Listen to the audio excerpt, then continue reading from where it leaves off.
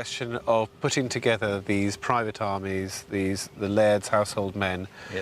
putting them together, amalgamating them, and forming regiments. And going off to be assembled and join the regular army and sign on and have your medical and all the things that happen today. Over the last 30 years, Maclean Bristol has rebuilt this, his ancient family home, Brechacha Castle. That's Alan Maclean, who was a younger son of Maclean of Coll, and he went to India in 1781 with The Macleans of Coll have been soldiering since the 17th century. The Scots here, or the Highlanders, have produced soldiers for, since the beginning of time. It's built in their culture right back from when they first arrived here. It's a warrior culture. It is a warrior culture. It has got warrior mores, and I suspect that every time, every generation, the old men inspired the children, captured their imagination to want to be soldiers. They want to be heroes. They want to come back and have their stories told in the croft houses at Cayleys, telling their stories, or in castles like this, the great feasts the lairds would have. Everybody wants to be a hero. We want to be oneself and one join the army. You're only going to Malaya, for heaven's sake, I want to come back and win lots of medals and things like that. It never actually happened. but it doesn't stop you wanting to do it. And I think that is why a lot of people still join the army and why they've always joined the army. Before Culloden, there were 7 Scottish regiments loyal to the British government. After Culloden, no fewer than 37 were created from the Highland clans. The process of integrating them into the government army was never likely to be easy. The men from the Highlands were hated and feared in equal measure by conventional British regiments. Here's an insight into how some English officers saw the Scottish soldier at this time. This is a letter from Lieutenant Colonel James Wolfe, later General Wolfe, to his friend Captain Rickson, who was about to undertake an operation in North America in 1751. Yours is now the dirtiest as well as the most insignificant and unpleasant branch of military operations. No room for courage and skill to exert itself, no hope of ending it by a decisive blow, and a perpetual danger of assassination. I should imagine that 2 or 3 independent Highland companies might be of use. They're hardy, intrepid, accustomed to a rough country, and no great mischief if they fall.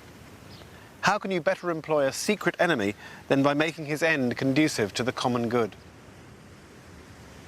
For Wolfe, who'd fought at Culloden, throwing the Highlanders to the enemy cannons was a win-win situation. Britain could harness their fighting spirit, and at the same time, every dead Highlander reduced the odds of another Jacobite rebellion. But could the Highlanders integrate with the rest of the British Army? How would they fare fighting alongside their erstwhile enemy? Among the first to find out was General Wolfe himself. 8 years after writing his letter, his 4,000-man army included a regiment of Fraser Highlanders. Their task was to capture the French stronghold of Quebec. On the evening of the 12th of September 1759, Wolfe ordered his entire force across the St. Lawrence River. The Fraser Highlanders were among the first ashore. Legend has it that skills they learnt in the service of the French Jacobites won the day for the British. When the British were coming up to the Plains of Abraham, when Wolfe was making his landing, they were challenged by the French. Quite a few of the officers had served in the French army after the Jacobite uprising, and that wasn't particularly unusual. I mean, Scottish troops served around Europe. And so, serving in the French army, obviously they'd had to learn French. They spoke fluent French. And it was a Highland soldier at the front of the first boat. He spoke French, and he convinced the French guard that they were a supply convoy coming to Quebec from Montreal. And that's what allowed Wolfe to land his troops. And so, of course, it was the Scots, the Scottish Highlanders, who were responsible for the victory at Quebec for the conquest of Canada. What followed was perhaps the most famous British military victory of the 18th century. Wolfe's forces scaled the impossibly steep heights of Abraham. The next morning, they crushed the French. Wolfe, who'd said of the Highlanders that it was no great mischief if they fell, was killed in the fighting. When you get this great heroic painting by Benjamin West of Wolfe's death, there's very specifically a Highland soldier there with Wolfe, with all the other troops who are painted there, to show that it's quite clear that Highlanders are there and are participating in this campaign. Does this turn the war around? It's very strange because almost overnight the British start winning great victories, whereas through to 1757 the British have suffered a whole string of defeats. When the Highland troops arrive, suddenly the British start winning, and wherever the Highland troops are, they win victories. So they become almost like, from the defeated clansmen of Culloden, they've become almost like a talisman. It's about the structure and organisation of the Scottish regiments. This is a time when the British are moving from encouraging men to fight by fear of punishment. Men no longer fight because they're afraid to be executed if they desert, because they're afraid of being brutally whipped or beaten. I mean, this still goes on, but it's not the motivation for fighting. And it's the beginnings of pride in regiment. You fight because you're proud of your regiment, to protect your comrades, to protect your brothers in arms alongside you. And the way that the Scottish regiments are recruited promotes this right from the start. And everybody knows one another. There are very close ties of kinship. And this makes the Scottish regiments much more coherent. And of course, they look very different. They're wearing kilts. So they're back in the kilt? They're back in the kilts. In Scotland, the kilt is banned. The only people who are allowed to wear the kilt troops in the British Army, are Highland soldiers serving in the British Army. And a lot of them are speaking Gaelic.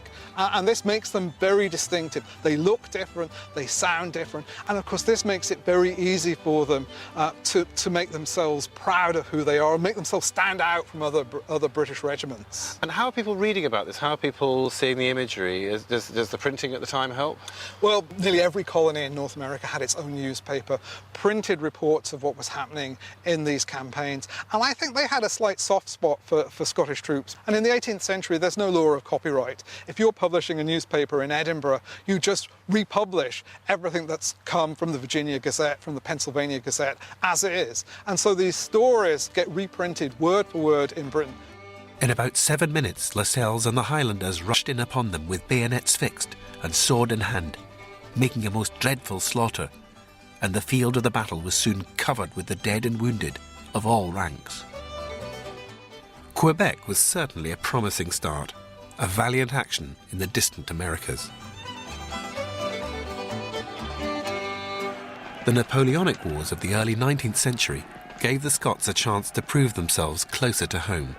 First in the Peninsular Wars in Spain and Portugal, and then in 1815 at Waterloo. There it was the action of one man, Ensign Charles Ewart of the Royal Scots Greys, who captured the British imagination with an audacious cavalry charge. While thousands of Scots were commemorated with monuments and memorials across France and in their native Scotland, Ensign Ewart received the ultimate accolade, a grave on the castle esplanade and a themed pub.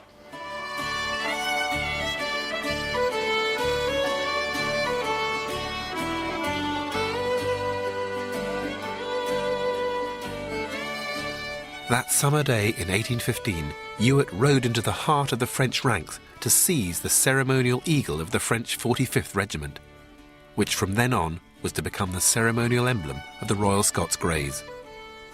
It was a spectacular piece of military theatre, and Ewart was celebrated across the country.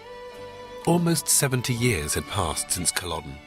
The notion of the Scottish soldier as an insidious threat was slowly being replaced by an image of courage and loyalty to the British Crown and the British Empire.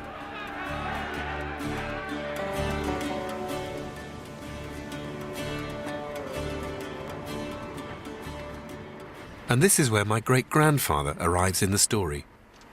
John Ogilvie from Aberdeen, a Surgeon General with the 33rd Regiment of Foot. He saw action in the Crimean War in the 1850s. Only last year I discovered his war diaries. He'd written them out here in present-day Ukraine. In fact, our guide has just told me they were written right here, in these very fields. My goodness. Yes, and there were the camps here in winter, where your great-grandfather wrote his letters. It was just here. My goodness. Yeah. Ooh. That's extraordinary.